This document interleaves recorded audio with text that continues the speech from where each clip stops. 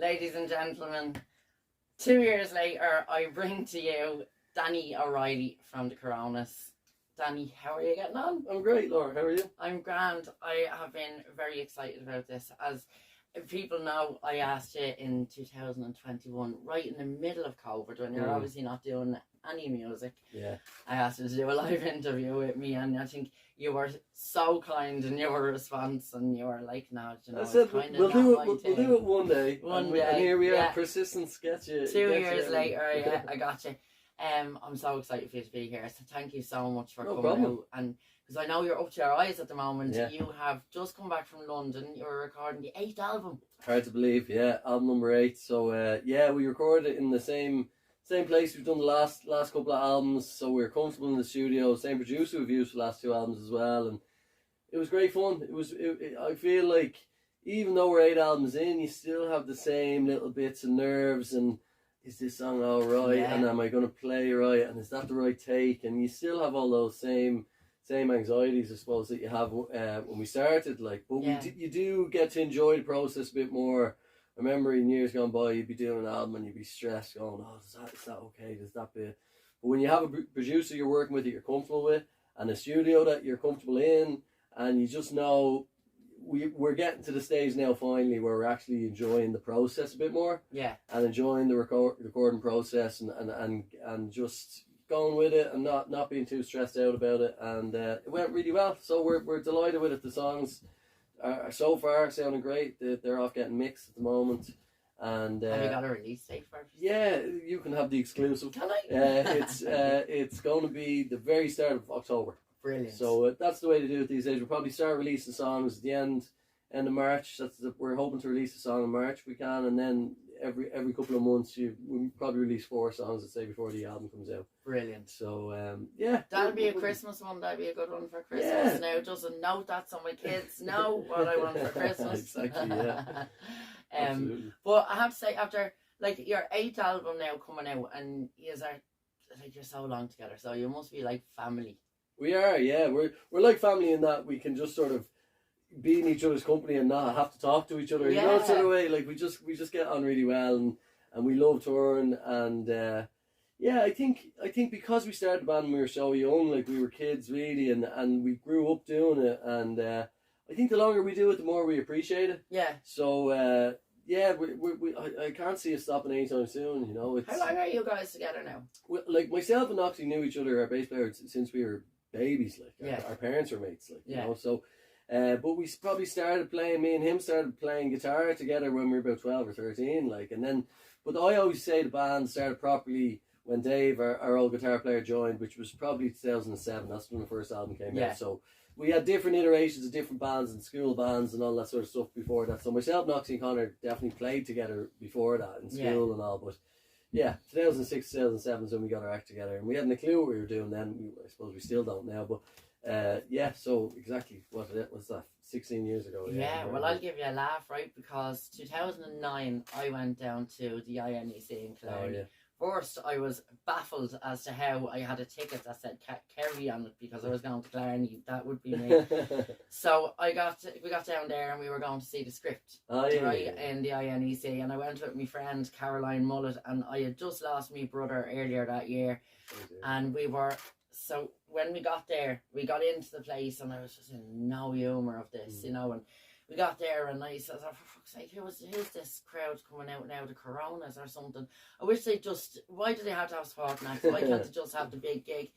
And I swear that when news came out, the first song I heard, I was like, oh, I know that song. And the second one, oh, I know that song. And then you ended up being better than the script in my eyes. You're very good. Well, I loved it. And from then on, I was like a super fan. Yeah. So I am mortified even sitting here. I've done quite a few podcasts already, but I've never been so nervous. Not at all. Well, speaking of nerves, we were very nervous supporting the script that time. That was amazing. I'd say so, because we were kids. Yeah, we were only young fellas. And they were so good to us. I remember even that night, I think that was the last little run of the Irish gigs we had done with them, and they came out at the end of our set, brought us a little cake or something. Stop. Yeah, to just say thanks for doing it. They were so good to us, and anytime I meet Danny and Glenn, poor Mark passed away obviously last year, and that was very sad, like, but they were always so good to us over the years, and always kept in touch, and Danny was actually meant to come into our Vicar Street gig. I know you were there at Christmas, and initially he was hoping he'd be able to make it in. Yeah.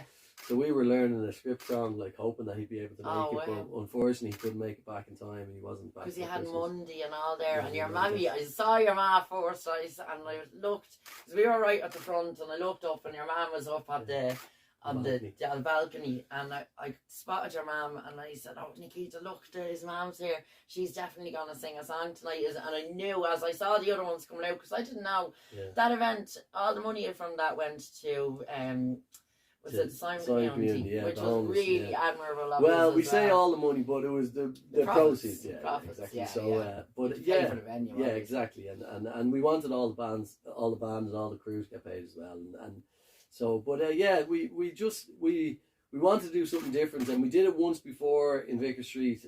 We always have our Olympia shows in Dublin. We did it once before. I think it was 2019, just pre-COVID, where we did it like Christmas Eve.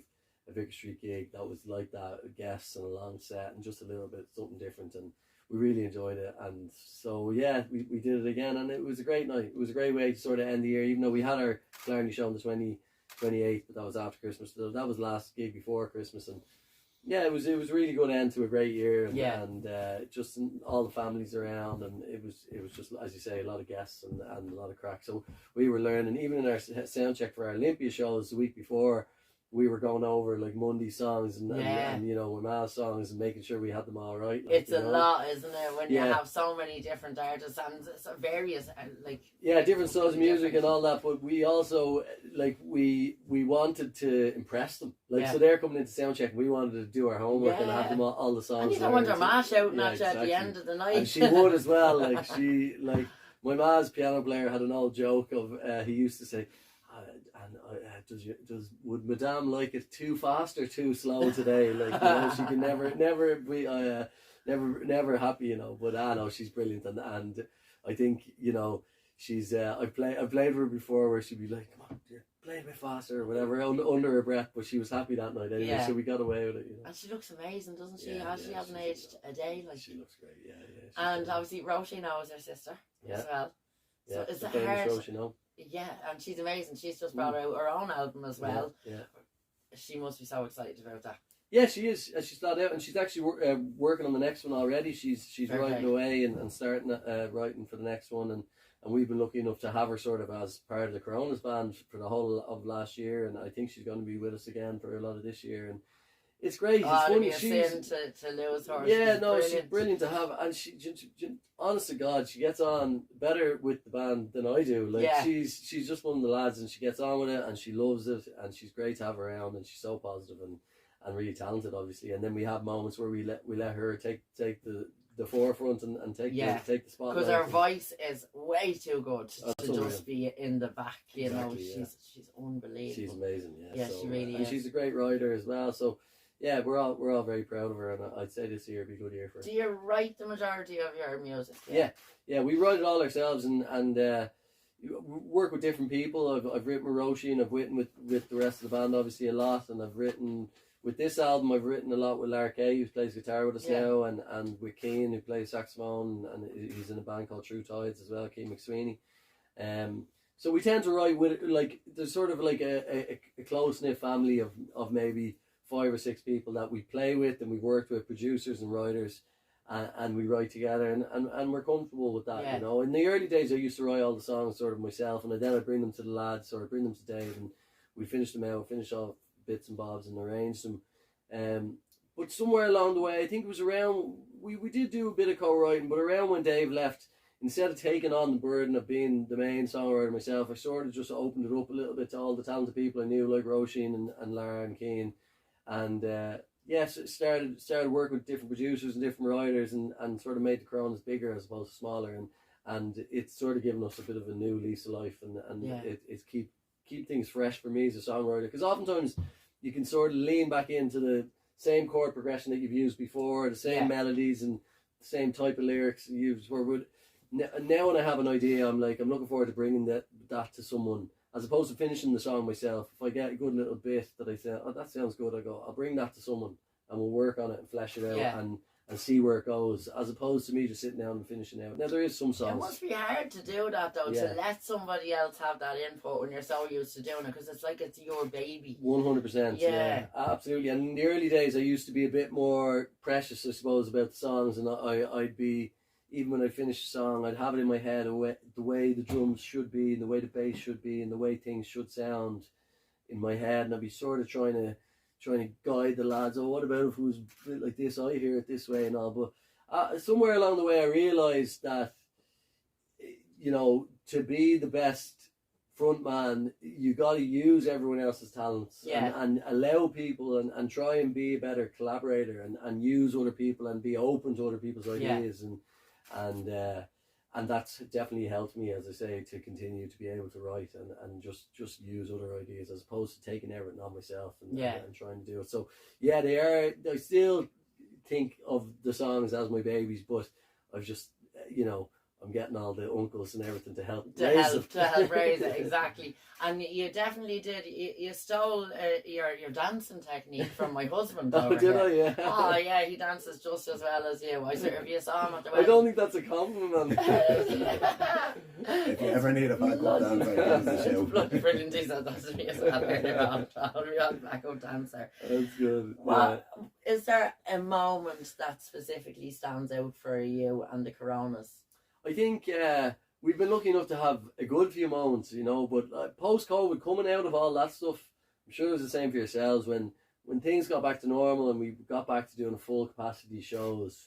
That was a real moment for us when it's okay, we're back. Because it was so scary, it was really scary, but there was a time when it was like, God, maybe we'll never be able to cram a standing gig and an indoor gig. Like it might just always be a bit socially distanced and a bit different from then on, you know.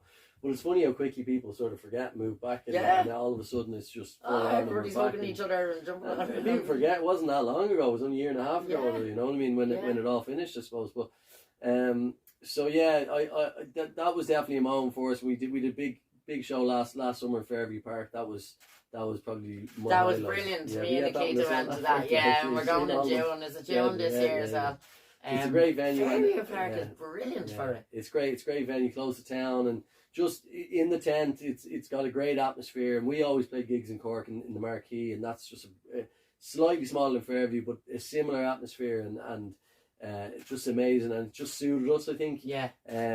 So yeah, we're looking forward to heading back there. And obviously, being in a park, you have loads of room for dancing. Yeah, exactly. Run through the crowd, massive stage, jump around. And I saw the video. There was a brilliant video of you running through the crowd as well, and you literally ran into your dad's arms. Like, what was the chances of that? It was unbelievable. That was one of those things. If we had tried to fake it, it wouldn't have worked. But he just spotted me and he gave me a big hug. And my dad, I'm sure you won't mind me telling you, it was 70 last year. So he doesn't look it. He's as fit as a fiddle. Yeah, he looks really young. And him and my man love coming to the shows and having a crack. And he's been amazingly supportive of the band since we started. Like, you know, and it's great to have a family that support us. Like, yeah, you know. Absolutely. I'd say there's some sing songs in your house now. Yeah, people always say that, and Christmas must be amazing. But usually Christmas we're like, don't even pick up the guitar, give us a break. Yeah, do it all year. But in saying that, we do have good sessions sometimes, and yeah, my dad would usually be hiding in the side. Now he wouldn't be one to pick it up. Yeah, but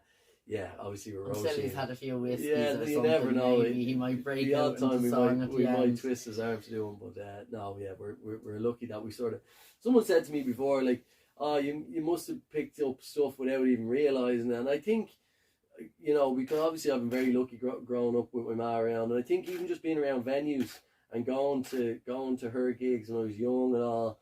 Being around venues never made me nervous, and I don't really get nervous going on stage, and I think that was probably because of that. I just grew up being backstage and running on stage and sound check, and it was just normal. So I think that definitely stood for me for sure. And 100%. And my mum always encouraged me to write my own songs as well, so I started that at a young age. But apart from that, they're just parents. And even approaching venues for gigs and things like that. Like, you'd have a lot of young artists that are still on their nerves. You know, like, oh, I won't ask because they might say no. Yeah. And the shy baby gets no sweets. You have to put it out there. You 100%. have to just do it. 100%. And I think that was one thing that stuck to us as well, is that in the early days we started gigging a lot. And even in the very early days when we were young, even before Dave joined, we would do cover gigs, but we'd always throw in one or two of our own songs, even when we were 16, 17.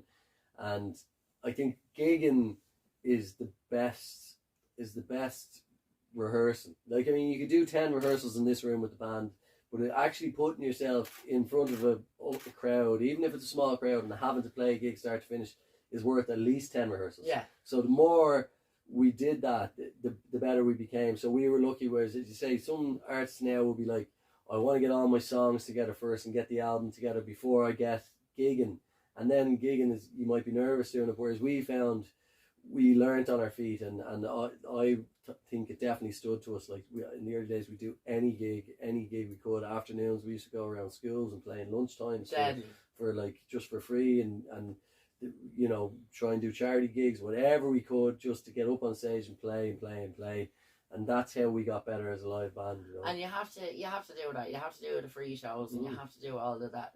Not only just for experience, but to get yourself out there. Exactly. Because you're not going to make a name for yourself like sitting in your ma's attic, you know. Exactly. 100%. Yeah, and we found that. I know it's like picking a favourite child, but what would be your favourite song? Of ours? Yes. Okay. It probably changes. I go through phases. Live, there's a few songs that always go down well. Closer to You is one that goes down really well. And I always, when I see that's next on the set list, I'm like, oh yeah, that'll be good. Yeah. Like, you know. Yeah. What a Love is another one that always goes down well, and it's got its moments. Obviously, Here's Our Ghost is a song that has taken on its own life, you know, and it feels separate to me. It's an incredible song. Yeah, I'm very proud of it, like, and I've been able to. And you do that Osquelga as well. Yeah, do it Osquelga sometimes, and the crowd sing it back, and it's, as I say, it's sort of taken on a couple of life forms of itself. Between the Irish version, gave it a new lease of life, and then we've done different versions of it, and it people keep coming back to it, and San Diego song is another one like that, in that it's sort of almost when we play it now, it feels like a cover. It doesn't belong to us. Like, it belongs to people. Yeah. Like, it belongs to the people who sing it back to us. Yeah. Like, you know. And everybody sings it back. Like, any fans that I have ever seen at any of your shows, and I've been to loads of them, they're all they know the words of every song and they're singing it back. Like. Yeah, and that is an amazing feeling, especially with the new stuff. Like, I mean, I'd be happy if we were a nostalgia band and we just we did our few gigs a year and people just wanted to hear the old stuff. I'd take that in a second, but we're very lucky that we still get to record new songs, and the new stuff is going down really well, and people are singing back the newer stuff as well. Yeah. And so we're blessed that we have a bit of both. We have the nostalgia thing from people who were with us back in the day, and then we still have newer people coming to the shows, and we're finding now, it's funny, when we started, I used to have people coming up to me going, oh, my daughter's a big fan of your band, and now I have people coming up going, me and my mom are big fans of your band, like, you know, and it's a generational thing, and dads and sons coming to the gigs together, and it's really nice that has just happened naturally over the years. Yeah, because there's something for everyone in it, like, it's. And I think that's one key to our longevity, and the fact that we're still selling tickets, touch wood, is that there's a bigger demographic, like, you know, and the likes of yourselves who saw us back in the early days, and then there's some people who only started to come and see us in the last couple of years. Well, I sent you a video on you a couple of weeks ago of my 5-year-old singing. There you go. What was he singing? Oh, I can't remember. He can't say his horse, so he was like, if I had a rainbow. Oh, right. But he loves it. He absolutely loves that song. And as soon as he hears a little bit of it, I'll have it on in the bedroom, and he'd mute it, and he's singing it in the other room. It's brilliant. Oh, that's so good. No, and he's 5, like. There you go. Well, he knows his music. He does. He has great taste in music. He's like his mammy. Come here. What's the recording aspect? The most rewarding aspect of being part of the Coronas? Most rewarding, I would say, is live gigs for us. Like, even when we go away to record, say, which we did last month, and we're always just trying to improve our set and make the show better. Yeah, and that's really the reason that we do albums, and we keep wanting to write, just to continuously improve the set, and we never just settle and go, you know what, we have a good set there, we'll be grand, like, you know. So I just think continuously trying to improve. So, but live for us is, you get that instant feedback, you know, people singing your songs back, people, you know, seeing people happy, because we're happy on stage as well. I think that rubs off on people, and that was another thing my mom always said to me, just enjoy yourself up there, like, and people will see that. Y'all really do enjoy yourselves. And we do, we have a ball up there, and we look forward to the gigs, and as I said, like, I get excited before the gigs, don't really get nervous, I can't wait for this, like, you know, and yeah, it's something that we appreciate more as we get older. But yeah, definitely the most rewarding, without a doubt, is playing live and getting that instant feedback. Yeah. Deadly. Yeah. Oh my god, I love it. Yeah. Right, I'm gonna throw a curveball at you. Okay, no problem. If you could do it with anybody, alive or past, who would it be? I'd have to say Paul McCartney. I'm a huge Beatles fan. So Yeah. always was, and I think I always will be. And I still go back to listen to all Beatles albums. So I would say Paul McCartney or Prince. Prince is another one who's I just think would be cool to play with because he's such Yeah, but talented. I don't know. He ruined Purple Rain on Kira Dignam. Did he? Yeah. Do you agree? No, what Have you ever heard Kira I haven't singing heard Purple Kira Rain? sing- You need to hear Kira singing Okay. Purple Rain because I literally rang her one day and I said, I'm after hearing Prince destroying your song. You ruined it. Brilliant. Well, that's a compliment. If her Yeah. version is better than his, then But that's Prince, great. yeah, no, that's a good one. Just because he's so talented and I'd say such And a quirky. character. Yeah, exactly. he's so quirky. So that would have been a good one. But no, we've been lucky enough to play with a lot of people, like, and get to perform with different people, and you know, yeah. So yeah, there's a few boxes been ticked on that already. Like even we got to sing with Glenn Hansard. I'm a huge French Yes. fan, and played on stage with the Aslan lads as well before. And, Yeah. and that was a big moment. But yeah, like getting to play with Glenn and the French lads was a big one for me because it was funny the way it happened. They had a 25-year anniversary gig in Whelan's, and I was going. It sold out in like 2 seconds or whatever, and I was going to text Glenn and ask him for tickets, and I said I won't know him. And he actually texted me coincidentally asking me for tickets for one of the Corona shows for his niece or something. Lovely. And I was like, she can have 10 VIP tickets, Glenn, if you can squeeze me into that Whelan's gig next week. Like, Yeah.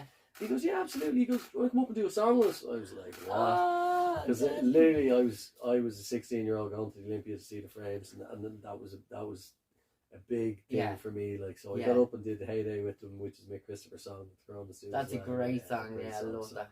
that was definitely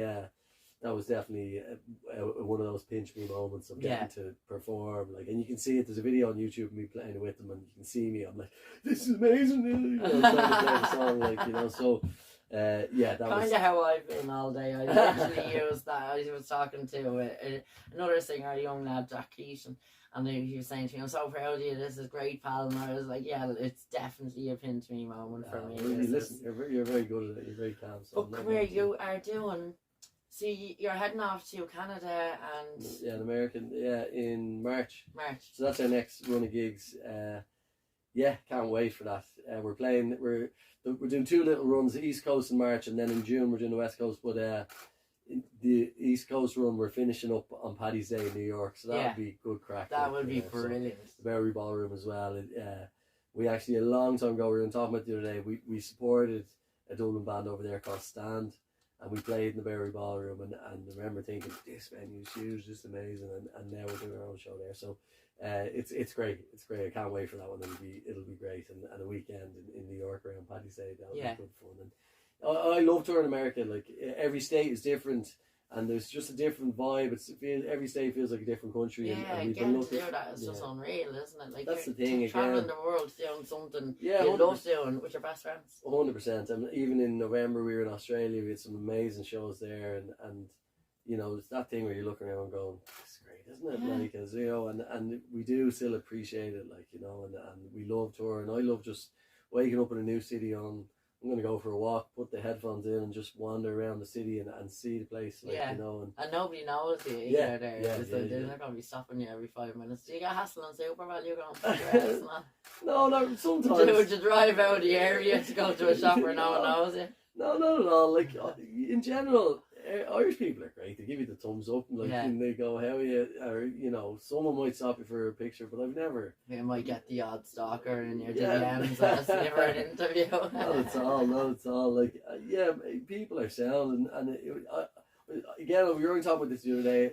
You know, people always go, "Oh, you know, you never quite made a huge outside Ireland. You never became, whatever, right, Coldplay albums, or whatever." man. But yeah, exactly. I Success know, to me. there's not many bands that can say they've put out 8 albums. Absolutely, and we still love it. We have a great life, and we've made it our career, and we still get to be creative, and we still get to gig and tour and you know, I'd take that any day. And I Absolutely. always say there's no guarantee that, you know, Chris Martin or Bono is happier than I am. Like, No. just because they're bad or whatever, No. you know. So I don't we think have a so. great balance, I think, between, you know, getting to do what we love doing, but also being ourselves and not having to worry too much. Like, you That's know, it. whereas I'd Making say Bono money can't is go down great, to the but Super you're Bowl. doing what your thing with your best mates, and you're Exactly. traveling the world and you're enjoying it. So that is Exactly. the most important thing. And we keep, as I say, keep our bit of normality, and it's just, you know, as I say, we have a very good balance. We're lucky, yeah. Yeah. Will your ma travel with us for this? I don't think so. No, she comes. She'll travel around Ireland to the shows. All right, I'm sure Yeah. she'll come to a couple in the summer. But then again, sometimes last minute she'll go, "Oh, I see you're playing in New York next week. I might go now." But she's gigging herself. My man's Is she gigging yeah, again? she's still gigging. Like she did an Olympia last year, and I know she has. You know, she's I don't know when she's gigging again, but my dad was saying they are planning on doing some more gigs later in the year. Brilliant. So I think she's doing another Olympia She's later. such a lady. She's a lovely, lovely woman. Like. Absolutely, and she loves it as well, and she has great band, great musicians, and you know, I think she said to my dad last year, she's like, "Will I stop?" And like, my dad was like, "You're still enjoying it. There's people still buying tickets. Just you're still sounding great, and the band is still loving it. So do it, like Yeah, you know." she So sounds fantastic. yeah, Because I wasn't expecting that when she came down. I was like, oh my god, because I hadn't heard her voice in years. And when she came down, I was like, oh my god, I wonder what she's gonna sound like. Yeah. She sounds exactly the same. no bother to her, Exactly, yeah, and she looked exactly the yeah, same. I know, She's yeah, even weirder. Yeah. I only have one more question left for Okay, you, Danny. no 'cause worries. I know I've taken up loads of your time. Not at all. Give us a fun fact about the band that we would not know. Fun fact, you right? Put me on the spot here. I know, I love doing that. It's my favourite Well, we're part. all obsessed with sport. Like you know, people say, oh, you must be just, you know, talking about music the whole time. Whereas when we meet up, all we do, myself and Noxie, just talk about football whenever we meet up. Like, we're both big Man United fans. Oh, I knew you had a flaw. Oh, exactly, I knew there it there is. was one in there. I know, But I you know always what? let people If down. you're really good, I'll get you an Arsenal top for something. Well, do you know what? My brother's a huge gunner and a big, and we used to live right beside the Emirates.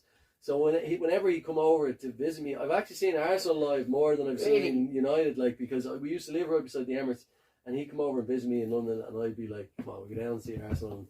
And he was obsessed with Henry and Bergkamp and all that, and so they're probably my second favourite team.